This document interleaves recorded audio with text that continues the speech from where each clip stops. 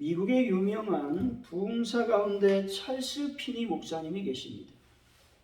이분이 미시간주 디트로이트에서 부흥회를 개최했는데 집회가 다 끝나고 한 사람이 면담을 요구했습니다. 모인 사람들은 그와의 만남을 만류했습니다. 왜냐하면 얼굴이 험악하게 생겼기 때문에 그렇습니다. 그래도 목사님이 그 영혼에 대한 긍휼의 마음을 갖고 면담을 허락했습니다.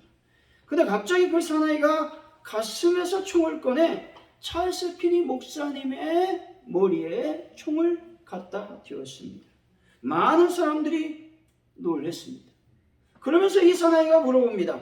당신은 목사이니 내가 한 가지만 묻겠소. 나는 과거에 권총으로 3사람이나 죽인 사람인데 그래도 나 같은 사람이 소망이 있어? 물었습니다. 그랬더니 찰스 피니 목사님이 이렇게 말합니다. 성경이 말하기를 예수 그리스도의 피는 어떠한 죄도 깨끗하게 용서해 주신다고 말했습니다. 그 사나이가 다시 묻습니다. 내가 술집과 노름하는 사람으로부터 돈을 탈취해서 탕진한 경험이 있는데 그래도 내게 소망이 있어?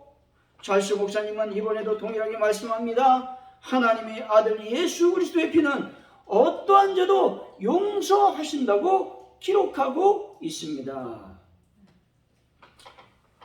이제 사나이가 총알을 장전하면서 물어봅니다.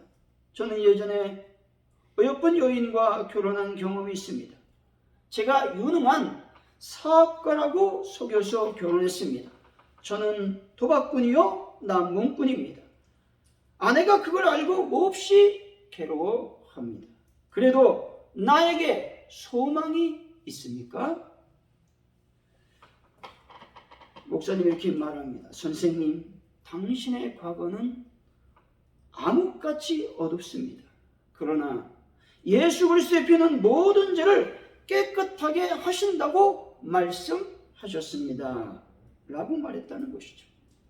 목숨을 건 면담이었습니다. 찰스 피니 목사님은 두려워하지 않았습니다. 그리고 그 면담에서 예수 그리스도의 은총에 대해서 나누었습니다. 그 사나이가 무릎 꿇고 회개하였고 예수님을 구주로 영접을 하게 되었습니다. 이 사이는 집안에 있는 모든 수를 다 부서뜨리고 가족들 앞에서 용서를 구했습니다. 찰스 피니 목사님이 두려움 없이 담대하게 면담할 수 있었던 이유는 무엇입니까? 예수 그리스도의 보혈의 능력이 있고 예수님의 이름에 죄를 용서할 수 있는 놀라운 힘이 있기 때문에 그렇습니다. 그렇다면 왜 그렇습니까? 왜 예수님의 보혈의 능력이 있고 예수의 이름에 죄를 용서할 수 있는 놀라운 힘이 있다고 말하고 있는 것입니까? 그것은 예수 그리스도께서 3일 만에 살아 부활하셨기 때문에 그렇습니다. 예수님께서 부활하지 않았다면 예수님의 보혈은 아무런 힘을 발휘하지 못했을 것입니다. 또한 예수의 이름은 소망이 없는 이름이 되었을 것입니다. 뿐만 아니라 죄를 용서하기는커녕 세상 사람들의 웃음거리로 전락했을 것입니다. 예수님께서 부활하셨기 때문에 예수님의 보혈은 용서의 피가 되고 예수의 이름은 희망이 이름이 되는 것입니다. 사랑하는 성도 여러분, 예수님께서 부활하셨기 때문에 우리들에게 희망이 있고 놀라운 능력을 소유할 수 있음을 믿으시기를 예수 이름으로 간절히 축원드립니다. 오늘 본문은 예수님의 죽으심으로 인해 불안과 두려움에 사로잡혀 은신한 제자들을 예수님께서 찾아오시는 장면입니다. 제자들은 자신들의 안전을 위해서 모든 문들을 잘 닫아놨습니다. 그런데 예수님은 공간의 제약을 받지 않으시고 부활체의 신비로운 몸을 가지고 제자들을 방문하셨습니다. 예수님은 부활을 확정하기 위해 로마 군병들에 찔린 옆구리 창자국을 보여주셨습니다. 그리고 십자가에 못 박힐 때 생긴 손의 못자국도 보여주셨습니다. 예수님은 제자들에게 성령을 주셨다고 말씀하고 있습니다. 이것은 예수님은 제자들이 아무리 연약한 신앙을 소유한다 할지라도 끝까지 사랑할 것이며 특별한 권세를 너희에게 부여할 것이라고 말씀하고 있는 것입니다. 예수님께서는 제자들에게 죄를 사하는 권세도 부여하셨습니다. 이것은 제자들이 스스로 사람의 죄를 사하는 권세를 주는 것이 아니라 복음을 증거할 때 그 복음을 믿고 회개하는 자가 하나님께로부터 죄의 용서를 받게 된다는 것을 말씀하고 있는 것입니다. 그렇다면 오늘 본문을 통해서 부활의 삶은 과연 어떤 삶인지 하나님의 은혜를 나누도록 하겠습니다. 첫 번째, 부활의 삶을 산다는 것은 평안의 삶을 사는 것을 말씀하는 겁니다. 19절의 말씀이죠. 한번 읽어봅니다. 시작. 이날 곧 안식 후 첫날 저녁 때에 제자들이 유대인들을 두려워하여 모인 곳에 문들을 닫았더니 예수께서 오사 가운데 서서 이르시되 너희에게 평강이 있을지어다. 아멘. 여기서 안식 후 첫날은 주일을 가리킵니다. 제자들은 문을 닫았습니다. 제자들은 예수님께서 겟세마네 동산에서 체포당할 때에 뿔뿔이 흩어져 제각기 피신했었습니다. 제자들은 위험한 선동자의 추종자로 혐의를 받고 있었기 때문에 비밀스러운 곳에 숨어 있었다는 것입니다. 제자들은 아직도 예수님의 죽음에 대한 충격에서 벗어나지 못한 상태였습니다. 그래서 문들을 닫아둘 정도로 매우 불안하고 두려움에 쌓여 있었다는 것이죠. 우리가 두려워하는 이유가 과연 무엇입니까? 성도가 세상을 두려워한다면 그것은 바로 영적인 무지 때문이라는 것입니다. 영적인 무지는 첫째로 이 세상 임금인 마귀의 실상에 대한 무지라고 하는 것입니다. 성경은 이미 그리스도께서 마귀의 일을 멸하셨다고 가르치고 있습니다. 이것은 그의 활동이 전면 중단되었다는 뜻이 아니지만 그가 성도들을 더 이상 이길 수 없다는 것을 말씀하고 있는 것입니다. 그렇다면 마귀를 이길 수 있는 길은 무엇입니까? 그것은 마귀를 대적하는 길이라고 말씀하고 있죠. 베드로전서 5장 8절에서 9절이죠. 근신하라 깨어라 너희 대적 마귀가 우는 사자같이 두루다니며 삼킬채를 찾나니 너희는 믿음을 굳건하게 하여 그를 대적하라. 이는 세상에 있는 너희 형제들도 동일한 고난을 당하는 줄 알미라 말씀합니다. 마귀는 끊임없이 자신들의 먹잇감을 찾기 위해서 두루다닌다는 것입니다. 때문에 근신하고 깨어서 믿음을 굳건하게 하면서 마귀를 대적해야 된다는 겁니다. 그러면 마귀를 이길 수 있다 말씀하고 있죠. 아무 때나 하면 안 되는 거예요. 아시겠죠? 영적인 분별을 우리가 가져야 됩니다. 이게 사단의 짓인지 이게 어떤 인간적인 우연의 어떤 필연적인 어떤 사건인지를 잘 분별해서 사단의 어떤 영향력이라면 쫓아내죠. 대적하죠. 그러면 떠나가게 된다는 것입니다.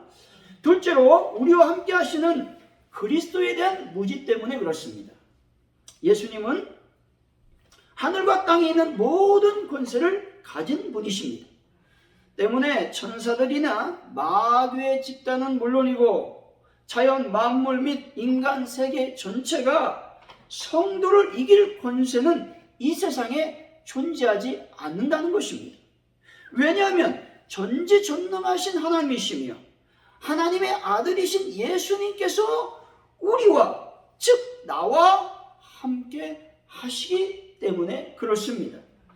이 사실을 알고 믿고 있다면 세상에 대한 어떤 두려움도 이길 수 있는 것이죠. 우리가 믿고 있는 예수님은 만유의 주제이시고 만왕의 왕이심을 믿으시기 바랍니다. 그분은 이미 마귀의 사망 권세를 깨뜨리셨습니다. 때문에 우리들은 세상을 향해 담대할 수 있다는 것이죠. 요한복음 16장 33절이죠. 이것을 너희에게 이르면 너희로 내 안에서 평안을 누리게 하려 함이라. 세상에서는 너희가 환난을 당하나 담대하라. 내가 세상을 이기었노라 하시니라. 아멘. 만왕의 왕이시고 만주의 주이신 예수님께서 세상을 이기셨습니다. 사망의 권세를 이기셨습니다. 세상을 향해서 여러분 담대하시기를 바랍니다. 어떤 순간에도 믿음에 흔들림 없이 당당하게 살아가시기를 바랍니다. 이런 두려움을 극복할 때 우리들은 평안의 삶을 살아갈 수 있게 되는 것입니다. 예수님께서 제자들에게 나타나신 후 첫 말씀이 무엇이었습니까? 평강이 있을지어다 라고 말씀하셨습니다. 수없이 들었던 말씀이 평강의 말씀입니다. 하지만 우리들은 때때로 평강의 마음을 잃고 초조하고 불안하고 두려움 속에 살아갈 때가 많다는 것입니다. 이미 예수님께서 우리들에게 평강을 주셨다라는 사실을 여러분이 기억해야 된다는 것입니다. 다시 말해서 나의 평안한 삶은, 나는 평안한 삶을 살아갈 수 있다고 하는 믿음이 있어야 된다라는 것입니다. 요한복음 14장 27절입니다. 평안을 너에게 끼치노니 곧 나의 평안을 너에게 주노라. 내가 너에게 주는 것은 세상이 주는 것 같지 아니하리라. 너희는 마음에 근심하지도 말고 두려워하지도 말라 말씀합니다. 근심하지 말고 두려워하지 마시기 바랍니다. 왜냐하면 예수님이 우리에게 평안을 주셨기 때문에 그렇습니다. 평안은 평화라는 의미로서 구약 성경의 개념으로는 샬롬이라고 하는 의미가 있다는 것이죠. 이 샬롬은 어떤 의미가 있느냐? 다른 사람과의 손상되지 않는 관계를 뜻합니다. 또한 자기가 맡은 임무의 성취의 개념도 포함되어 있습니다. 내가 마음이 편안하려면 내가 이루고자 하는 그 마음의 어떤 목표가 이루어졌을 때 마음이 평안하다라는 의미가 있다는 것이죠. 이 평안을 예수님께서 우리에게 주셨다는 것입니다. 즉 평안은 우리를 사랑하시는 예수님의 선물이라는 것입니다. 어느 나이 많은 그리스도인이 있었습니다. 그는 자신과 삶과 또한 구원에 대해서 별 관심이 없었습니다. 그런데 어느 날 그가 혈액으로, 즉 결핵으로 죽어간 한 젊은 여인을 만나게 되었습니다. 근데 그녀의 마음이 얼마나 평안한지 하나님께서 주신 평안으로 가득 찬 것을 보게 되었습니다. 그런데 이 노인이 너무 이상한 겁니다. 왜 그럴까? 그는 그녀에게 어떻게 그런 마음의 평안을 가질 수 있냐고 물어보았습니다. 그랬더니 그녀가 이렇게 말하는 것입니다. 내게는 걱정이 없습니다. 그때 그리스도께서 보혈로 내 죄를 깨끗하게 씻어주셨으며 지금도 날마다 씻어주시는 것을 믿습니다. 나의 모든 삶은 주님 손안에 있습니다. 그래서 모든 것을 자신 있게 주님께 맡길 수 있습니다. 라고 말했다는 것입니다. 결국 마음의 평안을 누릴 수 있는 비결은 나의 문제와 걱정, 염려와 인생의 그 짐을 예수님께 맡기는 데 있다는 것입니다. 스펄전 목사님은 안식이 없는 인류를 향해서 이렇게 말했습니다. 피곤하여 지친 아담의 자녀들이여, 그대들이 하늘에서는 땅을 경작할 필요가 없을 것입니다. 그리고 해가 진 후에도 오랫동안 일할 필요가 없을 것입니다. 그렇게 하지 않아도 그대들은 평안하고 무사할 것이고 안식을 누릴 수 있을 것입니다. 수고, 고통, 또한 고생 같은 단어들은 하늘에서 사용되지 않는 단어입니다. 라고 말했습니다. 하늘에서는 항상 안식하고 평화하고 평강하고 샬롬만이 있다고 말하는 겁니다. 그런데 그리스도인은 이러한 평안을 이 땅 안에서 누릴 수 있는 것입니다. 어떻게 누릴 수 있을까요? 독일의 대문호 괴테는 80세에 이런 고백을 했습니다. 나는 단 몇 주 동안이라도 참으로 행복한 마음을 가진 적이 없습니다. 내가 평안함을 느끼고자 할 때는 내 자아에서 완전히 벗어난 때였습니다. 라고 말했습니다. 여러분, 진정한 평안을 누릴 수 있는 비결은 내 자신에서 벗어나는 길밖에 없다는 것이죠. 우리 자아가 죽어져야 된다는 것입니다.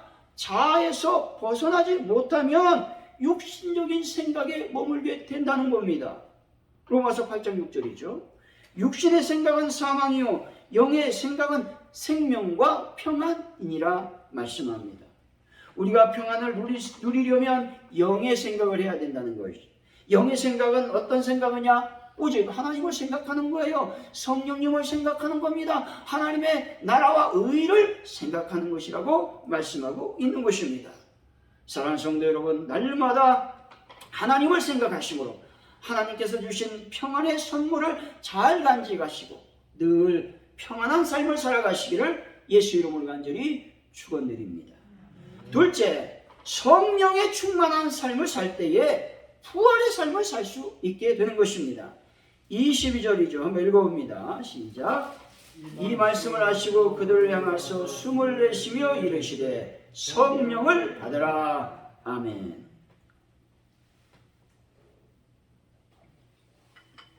여기서 받으라고 하는 말씀은 영접하라라는 의미로서 성령을 받는다라는 것은 어떤 능력을 받거나 도구적인 수단을 받는다는 뜻이 아닙니다.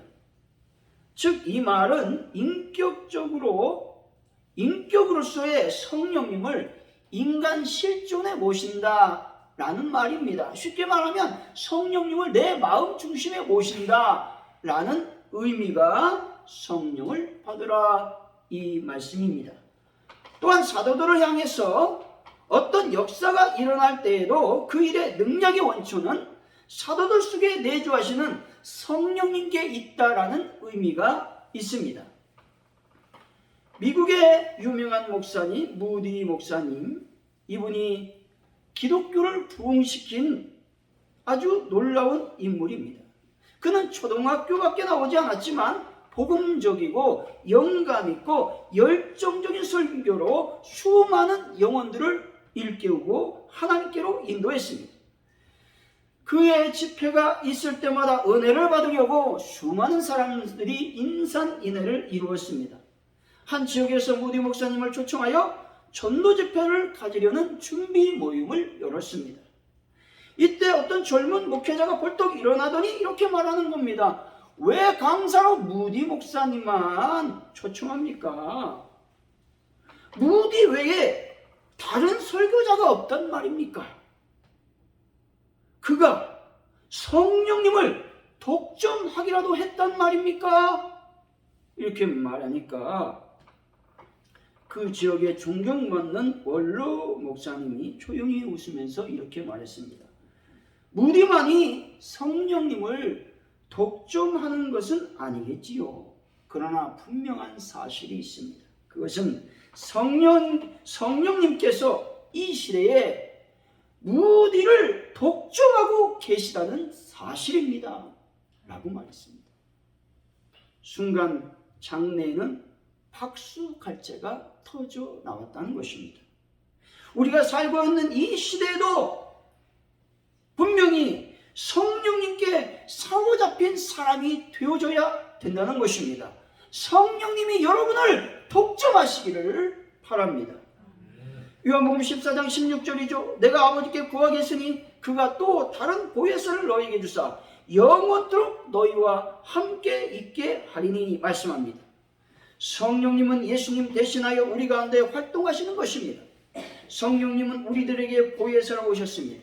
즉 보혜사라고 하는 말은 우리를 돕는 분이시다, 우리를 위로하시는 분이시다, 우리를 중재하는 분이다 라는 의미가 있습니다. 성령님은 우리를 도우시고 위로하시고 중재하시는 분으로서 우리와 항상 함께 계신 분이심을 여러분들이 꼭 믿으시기를 바랍니다. 김인철 목사님이 쓴 책 생각하는 믿음, 행하는 믿음이란 책에 이런 내용이 적혀 있습니다. 예배를 드림에 있어서 성령님의 기름 부으심을 받는 것보다 중요한 것은 없습니다. 성령님은 예배자의 마음을 예배에 집중하게 하고 매 순간 은혜로 채워주십니다. 다시 말해서 예배자의 마음에서 세상의 염려, 삶의 두려움, 분노, 좌절감 등을 제거하시고 하나님을 알고 그분의 은혜를 덧입고자 갈망하는 가득한 마음을 채워주십니다. 그리고 예배를 방해하는 사단의 공격을 차단시켜 주십니다. 다시 말해서 잡념과 육체적 통증, 예배를 드리려면 머리가 아파요. 다 사단의 공격일 수 있습니다. 그리고 막 두리번거리는 사람이 있어요. 예배를 드리면. 그리고 어떤 사람은 옆 사람과 막 얘기하는 분들이 있어요. 우리는 몇 명 안 되니까 얘기하면 들키니까 얘기를 못 하잖아요. 그리고 어떤 사람은 막 성경을 막 찾는 분이 있어요. 왜 성경을 찾는지 이해가 가지 않습니다. 성경을 얘기하지 않는데도 막 성경 찾는 분이 있고, 어떤 분들은 큰 교회 가면 주부만 보는 분이 있어요. 아주 내내 주부만 봅니다. 뭔 틀린 것이 있는지 없는지. 말씀을 드려야 되는데 주부 보시는 분들. 이런 모든 것들이 여러분 이 예배를 방해하고자 하는 사단의 공격일 수 있습니다. 다 공격이라고 말할 수 없지만 어쨌든 문제가 있어요. 어떤 분은 또 졸음이 막 오는 분들이 있어요. 여러분 육체적으로 피곤하면 졸음이 오죠. 그러나 매 예배마다 주무시는 분들, 이것은 문제가 있다는 것입니다.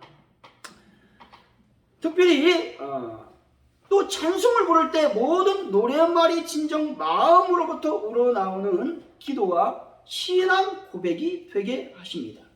대표 기도자의 기도에 아멘으로 화답하게 하시고, 말씀을 들을 때 깨달음과 회개함과 전적으로 의지하는 마음을 주시는 것입니다. 특히 성령님은 설교 말씀이 각자에게 무엇을 의미하는지 가르쳐 주십니다. 따라서 성령님의 기름 부음 속에서 드려지는 예배에는 자유함과 기쁨과 능력과 평안이 담겨 있습니다. 그러므로 아무런 준비기도 없이 예배에 임하지 말아야 됩니다. 예배를 드리고 난 뒤에 은혜를 받는 것이 아니라 먼저 성령님의 기름 부으시는 은혜를 받아야 참 예배를 드릴 수 있는 것입니다. 라고 말했습니다. 성령님 없는 신앙생활은 독성과 고집, 아집과 선입견으로 가득 차게 되는 것입니다. 성령님으로 예배를 드리지 않으면 잡념이 생기고 특별히 집중하지 못하게 되는 것입니다. 말씀을 듣는데 그 말씀이 귀에만 맴돌고 가슴으로 내려오지 않는다는 것입니다. 사랑하는 성도 여러분, 성령님의 충만함을 받아 진정한 거룩한 예배자가 되시기 바랍니다. 그래서 날마다 여러분의 삶 속에서 부활을 체험하여 부활의 삶을 살아가시기를 예수 이름으로 간절히 축원드립니다. 세 번째로 복음을 증거하는 삶을 살 때에 부활의 삶을 살아갈 수 있다고 말씀하십니다. 21절이죠. 한번 읽어봅니다. 시작. 예수께서 또 이르시되 너에게 평강이 있을지어다. 아버지께서 나를 보내신 것 같이 나도 너희를 보내노라. 아멘. 아버지께서 아들 예수님을 이 세상에 보내셨습니다. 역시 예수님도 제자들을 세상에 보내셨다는 것이죠. 세상으로 보낸 이유는 생명을 바쳐 복음의 어떤 선포, 그 사명을 감당하라고 하시는 것이었습니다. 제자들에게 부여된 복음 전파의 사명이 우리들에게 전수되었음을 믿으시기 바랍니다. 6.25 동란 전 인민군 장교의 부인이 독실한 기독교 신자였습니다. 그 인민군 장교는 기독교가 몹시 못마땅해서 기독교인 아내를 알게 모르게 핍박했습니다. 뿐만 아니라 아내가 기독교인이라는 것이 알려지면 그의 생명에도 위험이 따르게 되었으므로 그는 아내에게 제발 예수 믿지 말라고 사정도 해보고 협박도 해보았습니다. 하지만 그 아내는 더욱 열심히 교회에 나가서 남편을 위해서 기도했습니다.